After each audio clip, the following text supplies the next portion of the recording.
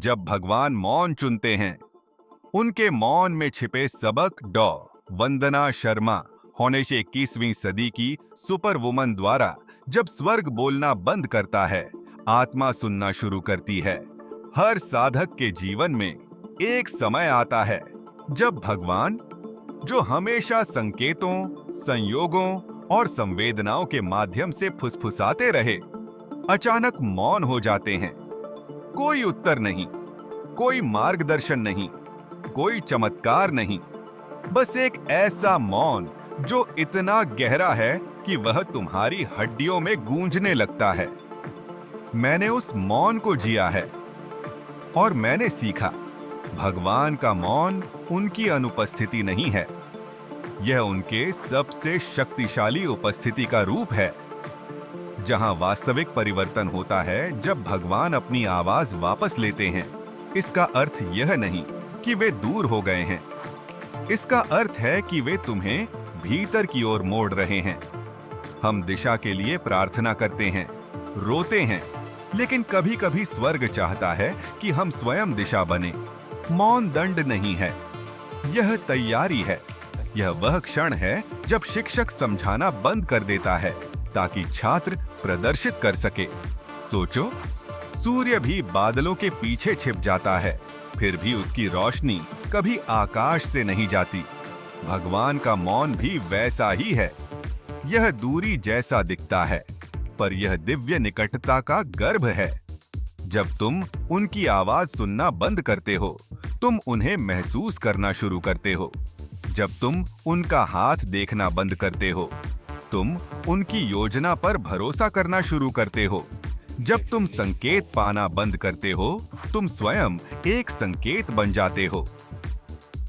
दिव्य मौन में छिपे सबक मौन भगवान की सर्वोच्च भाषा है। शब्द बुद्धि को सीमित करते हैं, मौन उसे विस्तार देता है।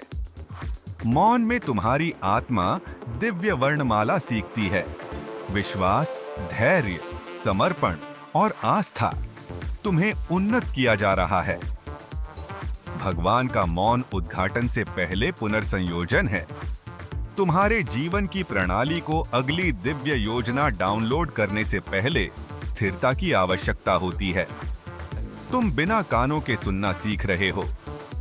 भगवान हमेशा ध्वनि से नहीं बोलते, वे परिस्थितियों, विलंबों और यहाँ तक कि टूटे दिलों के माध्यम से भी बोलते हैं।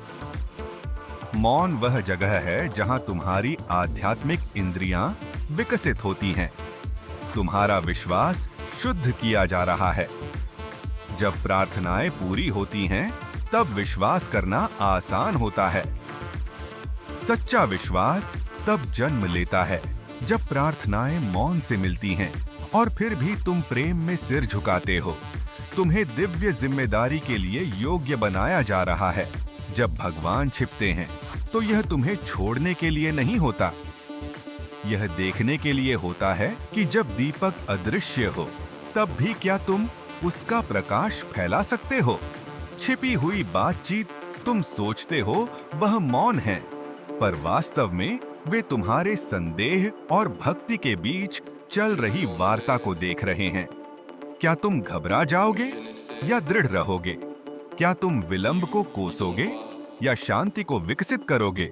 उनके मौन में वे तुम्हारे भीतर की ध्वनि को माप रहे हैं। यह कि जब कोई तालियां नहीं बजाता, कोई आश्वासन नहीं देता, कोई उम्मीद नहीं दिखती, तब तुम्हारी आत्मा कितनी ऊंची गाती है।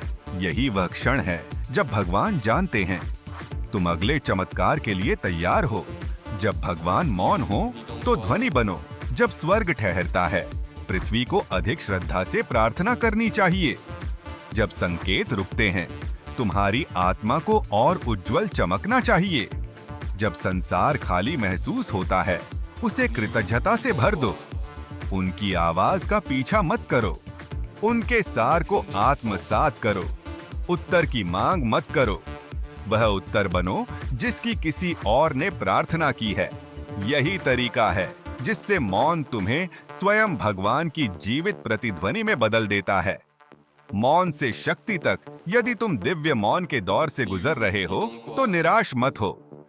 तुम्हें नजरअंदाज नहीं किया जा रहा, तुम्हें आरंभ कराया जा रहा है। बैठो, सांस लो, सुनो। मौन को तुम्हें शक्ति में ढालने दो। और जब यह मौन टूटेगा, जैसा कि वह हमेशा टूटता है, तुम समझोगे कि भगवान कभी दूर नहीं थे।